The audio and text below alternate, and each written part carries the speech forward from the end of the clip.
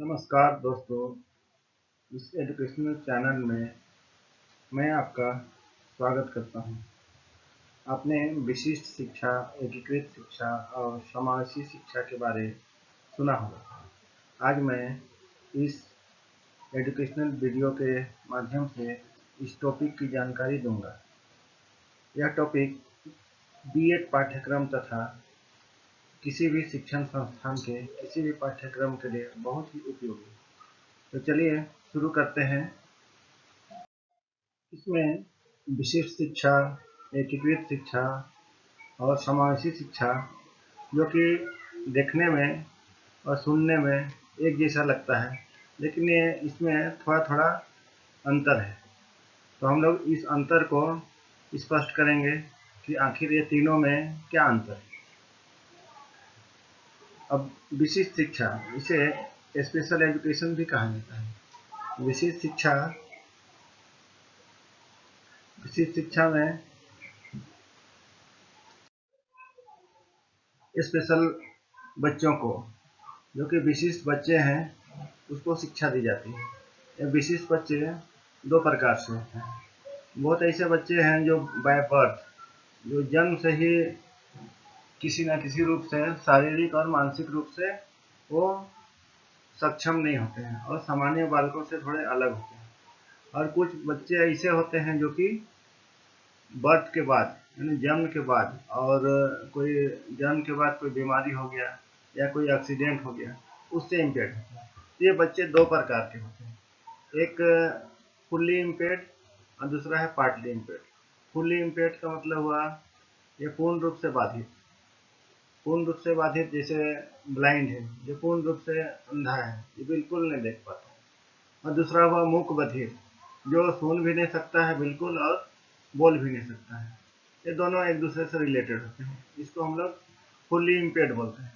तो बहुत ऐसे होते हैं जो कि ब्लाइंड बाय बर्थ होते हैं और मूक बधिर भी बाय बर्थ होते हैं। तो उसका इलाज बहुत मुश्किल होता है। लेकिन कभी कभी होता है कि एक्सीडेंट के द्वारा या कोई डिजीज के द्वारा हो सकता है उसका आँख में देखने में दिक्कत होती है और वो किसी कारणवश ब्लाइंड हो जाती है। तो वैसे ही बहुत ऐसे बच्चे होते हैं जो जन्म के बाद कहीं शारीरिक चोट हो या बीमारी है, उसके कारण भी बोल नहीं पाते हैं और सुन नहीं पाते। और दूसरी है यहाँ पार्टली इम्पेयर्ड, जिसको बोलते हैं आंशिक रूप से बाधित। अब आंशिक रूप से बाधित यानी वे ऐसे बच्चे जो कि शारीरिक और मानसिक या सामाजिक दृष्टि से किसी भी कारण से सामान्य बच्चों से थोड़े अलग होते हैं। तो ये दोनों जो बच्चे हैं, ये अलग कैसे हुए, जो कि बहुत ऐसे बच्चे हैं जो देखने में मालूम चल जाता है कि ये सामान्य बच्चों से अलग। जैसे ऑर्थोपेडिक, अस्थि बाधित, किसी का पैर में लाचार है या हाथ टूटा हुआ है या ठीक से चल नहीं पाता है, वो तो देखने में लगता है कि वो किसी न किसी रूप से बाधित है, यानी वो सामान्य बच्चों से अलग है। जिसे लो विजन, जो चश्मा लगाते हैं ठीक से देख नहीं पाते हैं, वो लो विजन।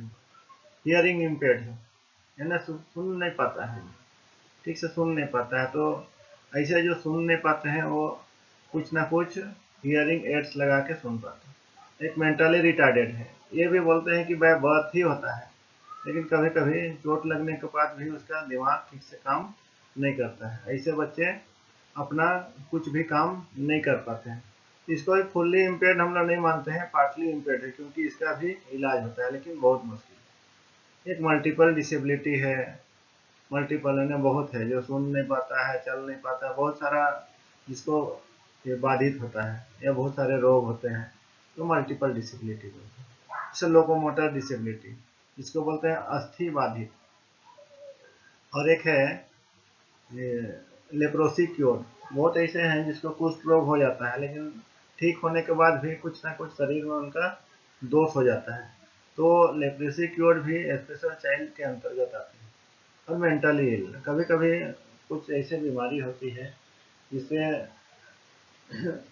ऐसे बीमार हो जाते हैं जो कि बाद में वो ठीक नहीं होता है और दिमाग में आघात पहुंचाता है और ठीक से बोल नहीं पाते हैं और वो सामान्य बच्चों से थोड़े अलग हो जाते हैं। ऑटिज्म भी है, जिसको बोलते हैं स्वालीनता।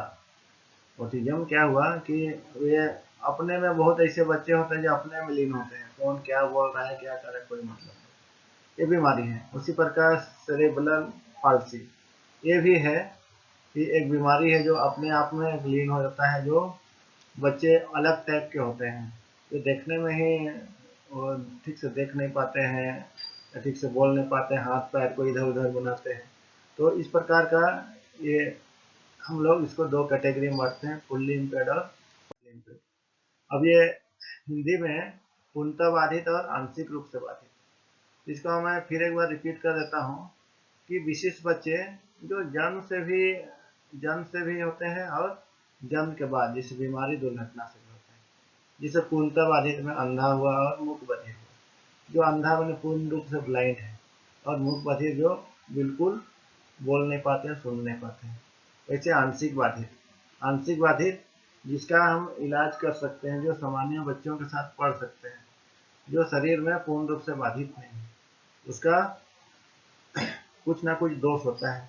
इसी दोष के कारण वो सामान्य बच्चों से थोड़े अलग होते हैं। तो यहाँ पर विशिष्ट बच्चे कौन होते हैं? विशिष्ट मीन्स जो सामान्य बच्चों से थोड़े अलग होते हैं वो विशिष्ट होंगे, क्योंकि अलग बहुत ऐसे बच्चे हैं जो देखने में दिखते हैं अलग, तो मालूम चल जाता है कि अलग। लेकिन कभी कभी होता है कि मेंटली इल है और देखने में ठीक ठाक दिखेंगे, ऑटिज्म है, या बहुत ऐसे हैं जो ठीक दिखेंगे, सब चीज़ ठीक है, लेकिन कुछ ना कुछ उसका मेंटली इल है, तो वो पता नहीं लगता है कि ये किस कारण बाधित है। तो आंशिक बाधित, वो सामाजिक रूप से वो ठीक से फिट नहीं है, वो मेंटली फिट नहीं रहते हैं, तो उसको आंशिक रूप से बाधित बोलते हैं। लो विजन जिसको बोलते हैं, या मानसिक मंदता है, श्रवण दोष, ठीक से नहीं सुन सकता है। तो इन सब का इलाज है, लेकिन थोड़ा समय लगता है। लेकिन मैं पहले ही बताया कि जो जन्म से जो बीमारी लेके आता है, तो वो क्या हुआ, वो पूर्णतः बाधित, अंधा, मुख बधिर, तो इसका इलाज थोड़ा सा असंभव होता है। विशिष्ट बच्चे जैसे पूर्णतः बाधित जो अंधे हैं या मुख बधिर है या मेंटली रिटार्डेड भी एक उस कैटेगरी में आते हैं। तो यहाँ पर ऐसे बच्चों का जैसे अंधा है, तो उसको हम लोग सामान्य शिक्षक हम लोग नहीं पढ़ा सकते हैं, उसके लिए विशेष शिक्षक की आवश्यकता होती है और विशेष स्कूल की आवश्यकता होती है। तो यहाँ विशेष स्कूल जैसे अंधे का एक रांची में है, यहाँ ब्लाइंड स्कूल है, तो वहाँ स्पेशल स्कूल है और उसके लिए विशेष शिक्षक होते हैं, उसकी अलग से ट्रेनिंग होती है। जैसे विशेष जो शिक्षक है जो विजुअली का होता है, विजुअली इम्पेयर्ड, जैसे दृष्टि बाधित का है, तो उसका अलग स्पेशल ट्रेनिंग होता है।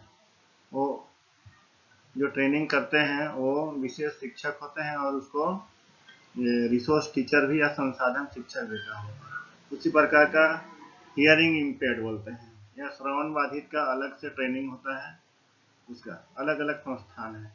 और उसी प्रकार का है आपका MR जो मेंटली रिटार्डेड, मानसिक मंदित है, उसका भी अलग से ट्रेनिंग होता है। तो यहाँ पर होता है विशिष्ट शिक्षक क्यों कहा जाता है? क्योंकि उनकी विशिष्टता होती है। जो हियरिंग इम्पेयर्ड का या दृष्टि बाधित का अगर ट्रेनिंग करते हैं तो हियरिंग इम्पेयर्ड को नहीं पढ़ा सकते हैं, और हियरिंग इम्पेयर्ड का है तो MR को नहीं पढ़ा सकते हैं, या ये आपका दृष्टि बाधित को नहीं पढ़ा सकते, इसलिए उसको स्पेशल टीचर कहा जाता है, संसाधन शिक्षक। तो इसके लिए विशेष स्कूल होती है और वहीं पर वैसे जो पूर्ण रूप से बाधित होते हैं उसको वैसे ही टीचर वहाँ पढ़ाते हैं। यहाँ जो सामान्य शिक्षक होते हैं उनको शिक्षा नहीं देते हैं। यहाँ विशेष शिक्षक, विशेष स्कूल, इसके लिए बहुत ज़्यादा खर्च गवर्नमेंट कर रही है, ताकि वही बच्चे मेन स्ट्रीम में, मुख्य धारा में, यानी समाज में जीने के लायक अपने को बना सके। गवर्नमेंट बहुत इस पर कोशिश की है। तो इसके आगे हम चर्चा करें कि विशिष्ट प्रकार के बच्चे कौन कौन, जैसे अंधा है, बहरा है, मूक बधिर, कम दृष्टि दोष, श्रवण दोष, अधिगम अक्षमता जिसे लर्निंग डिसेबिलिटी कहते हैं, अस्थि बाधित, लोकोमोटर डिसेबिलिटी, स्वप्रायणता जिसको ऑटिज्म बोलते हैं, कुष्ठ रोग मुक्त, लेप्रोसी क्योर्ड, प्रमस्तिष्कघात, सेरेब्रल पार्सी, चलन निःशक्तता, लोकोमोटर डिसेबिलिटी, बहुनिःशक्तता, मल्टीपल डिसेबिलिटी, मानसिक मंदता, मेंटली इल और मानसिक रुग्ण, ये विशिष्ट प्रकार के बच्चे हैं। इसी में जो पूर्ण बाधित और पार्टली इम्पेयर्ड जिसको आंशिक रूप से बाधित करते हैं। यहाँ PWD act, person with disability act 1995 में 7 कैटेगरी को हम लोग डिवाइड किए थे। उसमें किया गया है 7 ऐसे बाधित को स्थान दिया गया। लेकिन अभी PWD एक्ट जो नया जो कानून बना 2016 में, उसमें और 14 को बाधित को इसमें डाला गया है। अब नेक्स्ट क्लास में मैं इस पर पूरा डिटेल से जानकारी दूंगा कि इसमें और 14 यानी कि अब बाधित का पहले 7 थे 1995 में, अब ये कुल मिला के 21 हो गए हैं। अब यहाँ विशिष्ट शिक्षा के बाद एकीकृत शिक्षा के बारे में बताएंगे कि वो विशिष्ट शिक्षा से अलग कैसे। अब एकीकृत शिक्षा, इंटीग्रेटेड, इसका नाम से ही पता चलता है कि ये एकीकृत शिक्षा है क्या, यानी कि एकीकृत करना। तो इसमें एकीकृत शिक्षा एक ऐसी शिक्षा है जिसमें विशिष्ट शिक्षा से अलग विशिष्ट बालकों को सामान्य बालकों के साथ सामान्य विद्यालय में एक साथ शिक्षा दी जाती है। आंशिक रूप से बाधित बच्चों को सहायता प्रदान कर सामान्य कक्षा सामान्य शिक्षक के द्वारा एक साथ शिक्षित किया जाता है। यह शिक्षा बहुत ही कम खर्चीली होती है। यह शिक्षा विशिष्ट बच्चों में हीन भावना को खत्म करने के साथ साथ समाज में समायोजित करने में भी मदद करता है। इसमें बाधित बच्चों को विशेष सहायता प्रदान की जाती है और उनका पाठ्यक्रम भी सामान्य बच्चों के जैसा ही होता है। इसके लिए विशिष्ट शिक्षा की व्यवस्था, विशिष्ट कक्षा की व्यवस्था नहीं की जाती। यानी इसमें देखा जाए तो एकीकृत शिक्षा, यहाँ कोई भी बाधित है, इसमें पूर्ण रूप से बाधित नहीं, जो आंशिक रूप से बाधित है वैसे बच्चे इसमें सामान्य बच्चों के साथ एक ही कक्षा में यहाँ शिक्षा ग्रहण करते हैं और इसको सामान्य शिक्षक ही यहाँ पढ़ाते हैं। यही है कि वे शिक्षक उसको स्पेशल केयर करते हैं। जो बच्चे इस प्रकार के बाधित हैं उसको स्पेशल केयर दी जाती है और कभी कभी अगर बहुत ही ज़रूरत हो तो कुछ स्पेशल टीचर बुलाया जाता है और उसको एक शिक्षा दी जाती है। लेकिन ऐसे कोई खास विशेष ध्यान नहीं दिया। समावेशी शिक्षा में सामान्य बच्चों के साथ साथ आंशिक रूप से बाधित बच्चों को एक साथ शिक्षा दी जाती है। ऐसे बच्चे जो शारीरिक मानसिक रूप से अक्षम हैं, अधिगम असमर्थी और वंचित वर्ग समूह तथा पिछड़े वर्ग, अनुसूचित जाति और अनुसूचित जनजाति के हैं, सामान्य स्कूल में शिक्षा ग्रहण कर सकते हैं। ऐसे बच्चों को जो इस प्रकार के बाधित हैं तो उनको समावेश करने के लिए सामान्य स्कूल में सामान्य शिक्षक के साथ साथ विशिष्ट शिक्षक भी शिक्षा प्रदान करते हैं।